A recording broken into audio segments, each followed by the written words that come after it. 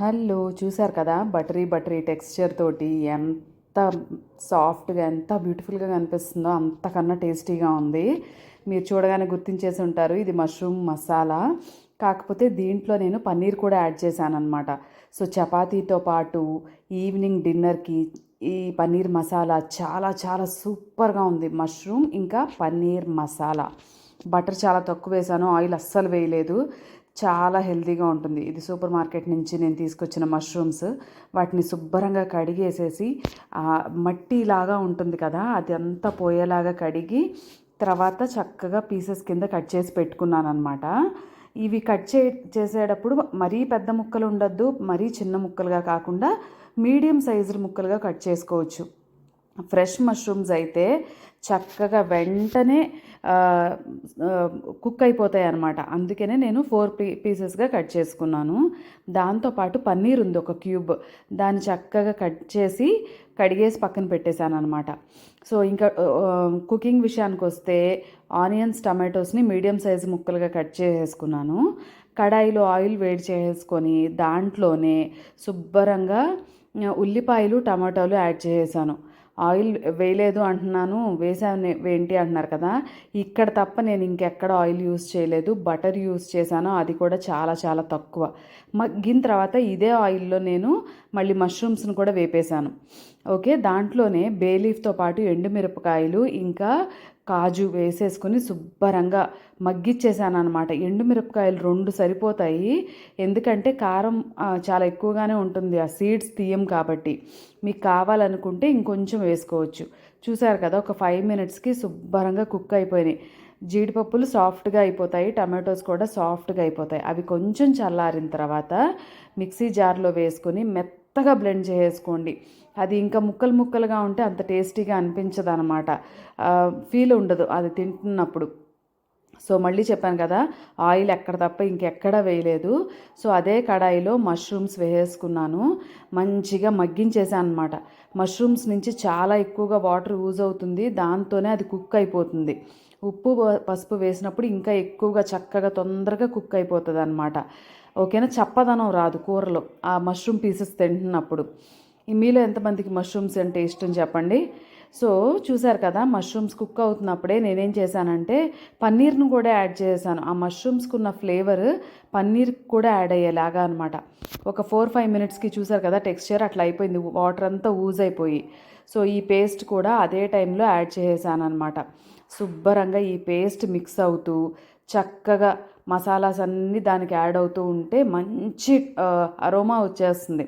So చూసారు కదా, మీరు చూసిన మసాలాస్ అన్నీ ఉప్పు పసుపు కారం ధనియాల పొడి జీలకర్ర పొడి దాంతోపాటు గరం మసాలా ఇవి వేసి శుభ్రంగా కలిపేసి ఇంకొక 2 మినిట్స్ పచ్చి వాసన ఏది లేకుండా ఉండేంత వరకు కుక్ చేసేసాను. సూపర్గా ఉంది. మామూలుగా హోటల్స్లో అయితే నూనె బయటకు తేలిపోతూ ఉంటుంది, చాలా చాలా ఎక్కువగా నూనె వాడతారని అర్థం చేసుకోండి. సో ఇక్కడైతే నేను ఆయిల్ చెప్పాను కదా, ఆ 2 టేబుల్ స్పూన్స్ మీరు చూసిందే. తర్వాత దాంతోనే మొత్తం కుక్ చేసేసాను చక్కగా. ఈ పేస్ట్ కూడా యాడ్ అయ్యేటప్పటికి ఆయిల్ తక్కువైనా సరే టేస్ట్ మాత్రం మాత్రం తగ్గదనమాట. సో దింపే ముందు ఆ 2 క్యూబ్స్ బటర్ యాడ్ చేసి దింపేశాను. సో ఇది వర్క్ అయ్యే లోపలనే చపాతీ చేసేసాను అనమాట.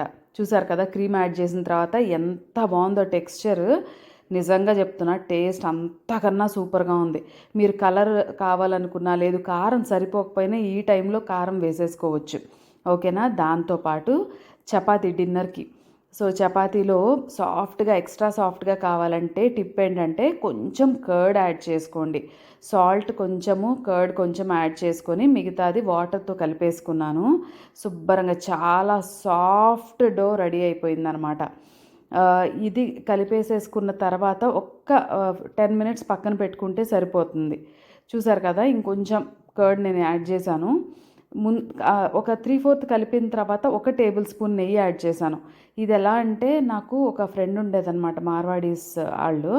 సో వాళ్ళు ఎట్లా అంటే వాళ్ళు రోటీస్ తింటుంటే మంచి గీ అరోమా వచ్చేది. ఏంటని అడిగితే వాళ్ళు ఆయిల్కి బదులు చపాతీలో నెయ్యి వేసి కలుపుకుంటాము అని చెప్పారనమాట. అవి కూడా ఎంత సాఫ్ట్గా ఉండేవో. తనే చెప్పింది పెరుగేస్తే చాలా చాలా సాఫ్ట్గా వస్తాయి అని. సో చూసారు కదా, చక్కగా చపాతీ పిండి కలిపేసి పక్కన పెట్టేశాను. నెయ్యి వేయటం వల్ల మంచి సాఫ్ట్నెస్, షైన్ వచ్చేసింది. పెరుగు వాడటం వల్ల అయితే మీరు చూడండి చపాతీ ఎంత చక్కగా పొంగుతుందో. నేను లేయర్ చపాతీ చేశాను అనమాట కొన్ని. ఎప్పుడు కూడా అంత టైంని బట్టి కొన్ని లేయర్ చపాతీస్, కొన్నేమో మామూలు రెగ్యులర్ చపాతీస్ చేస్తూ ఉంటాను అనమాట. సో 3 లేయర్ చపాతీకి కొంచెం మధ్యలో నెయ్యి అప్లై చేసుకొని 3 ఫోల్డ్ చేసేసుకున్నాను. ఈ 3 ఫోల్డ్ చేసుకున్నప్పుడే విపరీతంగా ప్రెస్ చేయకోకుండా చక్కగా అన్ని సైడ్స్ ఒకటే విడ్త్ ఉండాలన్నమాట. అంటే ఒకవైపు మందంగా ఒకవైపు పల్చగా లేకోకుండా చక్కగా అన్ని వైపులా మంచిగా ఒకటేలాగా ఒత్తుకున్నామంటే అది చక్కగా పొంగుతుంది. ఓకేనా. ఇంకొకటి ఏంటంటే టిప్, పెనం బాగా వేడిగా ఉండాలి. మీడియం హీట్ మీద ఉన్న పెనం మీద అయితే అది అంతగా మెత్తగా రాదనమాట, తొందరగా కుక్ అవ్వదు కదా, అది అప్పడంలా తయారవుతుంది. సో మీరు ఎప్పుడైనా సరే చపాతీని చేసిన తర్వాత దాన్ని చపాతీని కాల్చేటప్పుడు కూడా చక్కగా హై ఫ్లేమ్లో పెట్టేసేసి కుక్ చేసేయండి. సో చూసారు కదా, మంచిగా చపాతీని 2 సైడ్స్ కుక్ చేసేటప్పటికి చక్కగా పొంగింది. అలానే అన్ని చపాతీలు పొంగుతాయి. నేను మళ్ళీ చెప్పాను కదా, చపాతీ కలుపుకోవడంలో టెక్నిక్ ఉంటుంది. చపాతీని పిండిని కొంచెం సేపు కలిపిన తర్వాత పక్కన పెట్టేసేయాలి. అది చక్కగా మ్యారినేట్ అయిన తర్వాత చపాతీలు బాగుంటాయి. చూసారు కదా, ఎడ్జెస్తో సహా మొత్తం చక్కగా చపాతీ పొంగి కుక్ అయ్యి ఉంది. సో ఇలా ప్రిపేర్ చేసిన చపాతీస్కి అలా ప్రిపేర్ చేసిన వండర్ఫుల్ కర్రీ, ఆ కాంబినేషన్ సూపర్గా ఉంటుంది. ఇది టేస్ట్ చేసిన తర్వాత నాకు తెలిసి చాలా వరకు మనం హోటల్స్లో మసాలా కర్రీస్ అంటే ఈ పన్నీర్ బటర్ మసాలా కానీ, మష్రూమ్ మసాలా, చికెన్ మసాలా, ఇవి చాలా వరకు తగ్గిస్తాం. అంతా బాగుంటుంది టేస్ట్. ఇక మనం ఇంట్లో హెల్దీ. నచ్చిందా మన రెసిపీ? నచ్చితే please do like, share and subscribe.